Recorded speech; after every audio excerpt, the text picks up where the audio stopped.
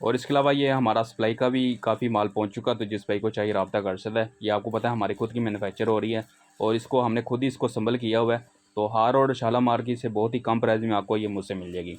Stock available है, काफ़ी stock मेरे पास पड़ा हुआ है, तो जिस भाई को चाहिए रब्ता कर सकता है। उसके अलावा आपको ये मेड इन चाइना लाट की ये सप्लाई है, ये भी आपको मुझसे मिल जाएगी। इसकी बाकायदा आपको मुझसे वारंटी भी मिल जाएगी। इसके साथ आप अपनी बैटरी भी चार्ज कर सकते हैं और इसके साथ आप डबल इसके अंदर आप उसके अंदर मोटर लगा सकते हैं।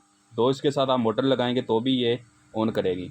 यहाँ पर इसको डायरेक्ट 220 इसको करंट देना है और यहाँ पर आप बैटरी की बात कर रहा हूँ, बैटरी की भी वायर लगा सकते हैं। बैटरी को अगर आपने चार्ज करना है या फिर इसको मोटर लगानी है तो मोटर की यहाँ पर इसकी वायर लगेगी।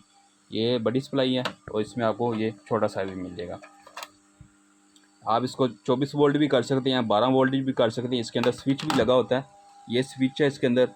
तो जैसे इसको स्विच को आप इसको घुमाएंगे तो ये 12 वोल्ट 24 वोल्ट में ये कन्वर्ट हो जाती है।